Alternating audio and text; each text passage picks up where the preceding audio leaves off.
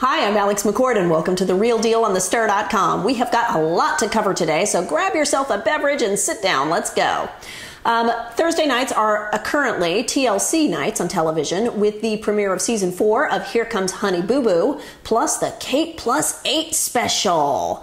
We've also got another episode of Marriage Boot Camp Reality Stars, just in time for a brand new episode airing tonight on WeTV, and an update in the Real Housewives of New Jersey court case drama.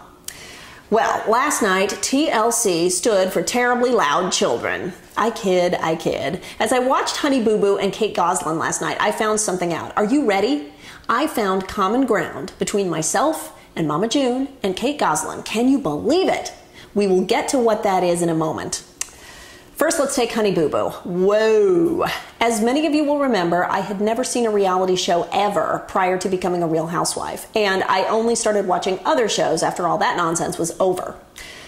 So, the season 4 premiere of HoneyBooBoo and Mama June and the family was the first I'd ever seen of it. My first thought is that the family seems to be loud and proud. They live the way they want to live, and they love it. Okay, that's great. That's all refreshing.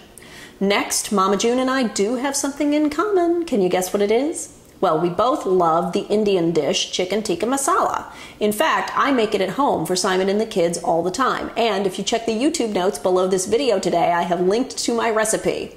No, sketty is not an ingredient. Back to the show. From a behind-the-scenes perspective, I wondered whether those outdoor confessional interviews were being filmed on green screen because they seemed so quiet. Until a train went by. And then birds. Whoa! I actually liked this. There was a very down-home feel, and it's often a risk when seasons are renewed over and over again for the cast members to become professional reality stars and get all glam and fabulous. So I like the outdoor birds and trains and whatnot because that keeps it down home, that keeps it real. Back on the Housewives, after season 3, I think it was, they insisted that we start shooting in a studio, and they actually built film set replicas of everyone's living room because they wanted to control the lighting and the noise. But then that makes it look like Desperate Housewives. The action of the HoneyBooBoo premiere centered around Mama June trying to go back to work as her babies begin to leave the nest, and it cracked me up that her partner Sugar Bear was much better at being Mr. Mom than June was at going back to work. Now, make no mistake, June's sister Dodo would have been dancing this week. Her employer, Cakebox, got a free commercial, and she got to prove that she can do things better than her sister. Double win. My only complaint was Alana, aka HoneyBooBoo herself. She seems like a monster in training. Now, you cannot blame only the show. She went through the whole pageant system first, then Toddlers and Tiaras, which led to this spin-off. The kid is the meal ticket, and Alana is not the first child this has happened to. Think Kim Richards from The Real Housewives of Beverly Hills, and you see where that got her. Journalists in the studio audience at a recent Jimmy Fallon taping reported that HoneyBooBoo was out of control, going bananas, hitting her mother even. I'm not surprised at all, and I hope they are saving the money from this show for Alana's eventual therapy bills. Next, HoneyBooBoo led directly into Kate Gosselin and her 8 children for a 2-part special featuring the sextuplets' 10th birthday. Once again, I had never watched the show prior to tonight, but I came in with a baggage compartment full of preconceived notions. Now, I've never met Kate Gosselin personally. However, she and I have been in the same room at the same press events multiple times, and she has always appeared to be awful. But in last night's episode, Kate seemed sad, resigned, exhausted, defensive.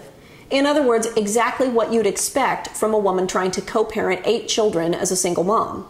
She has twin 13-year-old girls, and one of them, Maddie, acts probably exactly like Kate did when she was 13, and that right there is a reason to become a functioning alcoholic. Also, throughout the episode, I found myself nodding my head yes a few times. Giving the kids iPads so that you can use them as a weapon and take them away. Yep. I do that. In fact, I did it today. Telling a son he'll never get a girlfriend or a wife if he makes fun of women's hair. Yep, I've done that too, last week about table manners. As of today, I'm thinking that this special was not only a new job for Kate to try and provide for her family, but also an attempt at character redemption. Was it successful? First, let's take the job part. Yes, it is a job. Kate is infamous and therefore unemployable in the real world. She can't go into an office. She'll attract too much attention. Plus, she has 8 children who need her. Luckily, John has the kids a little bit less of the time, and we've all heard the stories about him going to work as a host in restaurants. So Kate's options, ideally, are more reality shows and professional celebrity appearances. It was pretty telling that she filmed a trip to her son's eye doctor for new frames and arrived with the old frames all duct taped up. I'm certain that that was a trade out. Her redemption attempt started to fade by the end of the episode, particularly when Kate was shown blasting her daughter with a gaga ball. I mean, yes, I agree, don't let your kids win, but don't annihilate them. Kate also has 2 big PR problems to worry about. The first is that next Monday, before Part 2 airs, that infamous tell-all Goslin book is being re-released, which accuses Kate of everything from child abuse to fraud. Second is Celebrity Apprentice. She's on season 14, and that has already been filmed but has not aired yet. And the scuttlebutt is that she was one of the most hated cast members on that season. So that's a problem. But going back to this special, simply what we saw on television, I saw a sad woman who is trying to do the best for her family. Overly aggressive, yes, at times, but you try parenting 8 kids, including 2 teenage girls, and see whether you want to jump off the Brooklyn Bridge. Next up, it is Marriage Boot Camp Reality Stars, Episode 3, and the cast all finally realize they have been hoodwinked. What do I mean? Well, let me let you in on a little secret. Back when they were casting this season, they approached Simon, my husband, and me. Now, it did not work out for a number of reasons: time, kids, distance, plus we had already done couples therapy. But I can assure you that what the casting director described to us is nothing like what we're seeing on TV. It was supposed to be all fun and games, very lighthearted. This week, several stars flat out refused to participate in exercises because they didn't feel safe. As JWoww put it, we all know this business. We've all been chopped and edited to death. Gretchen and Slade refused to play the hot button game because, as you heard them say, we know what will air. I don't know whether counselors Jim and Elizabeth Carroll were actually being dumb or just playing dumb. They accuse their patients of not trusting the process, but newsflash, it is not the process they don't trust, it's the television editors. Anyone who has ever done reality TV knows that the biggest, messiest, most confrontational moments are guaranteed to be highlighted. In fact, on couples therapy, I took a terrible fall, and literally as I was falling, I was thinking, well, this is going to make the Super Tease commercial, and I was right. So, JWoww, the Housewives, and the Bad Girls Club gal are all correct. Throwing out your dirty relationship laundry on television is a huge risk. And the Marriage Boot Camp producers have so far proved untrustworthy. They have gone for the cheap shot, easy drama choices every single time. Great for the viewers, bad for the real life relationships of the couples. Both the hot button and morgue exercises to me were over-the-top circus performances. Ryan Sutter and Tracy Braxton's husband Kevin were the only ones who managed to feel some real emotion on camera in the morgue scenes.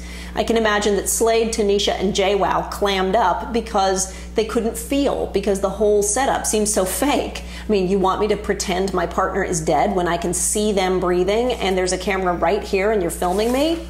That exercise might work in a real-life retreat with no cameras, but with all the fake smoke and the lighting and all the other participants watching, I can only imagine it felt like a sideshow.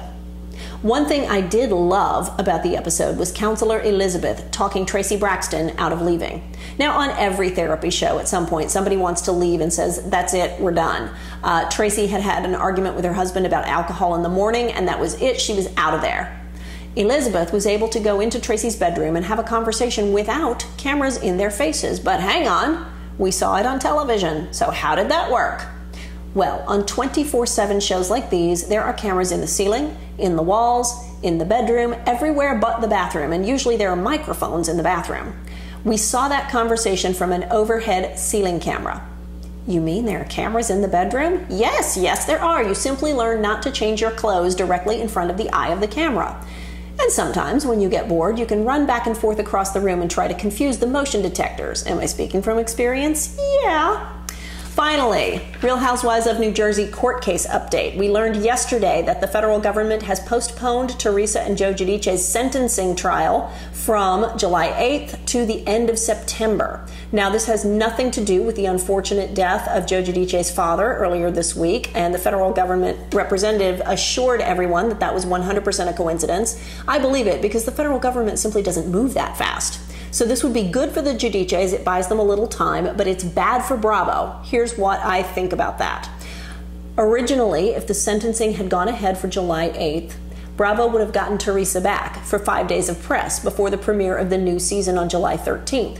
As it is, Teresa cannot do press prior to the sentencing because it might affect the outcome. She has to really lie low. So Bravo have now lost Teresa for an additional 3 months. Let me know what you thought in the comments. Don't forget to subscribe on YouTube and check out the playlists for your favorite show. For now, I'm Alex McCord. You're watching The Real Deal on thestir.com. See you next time.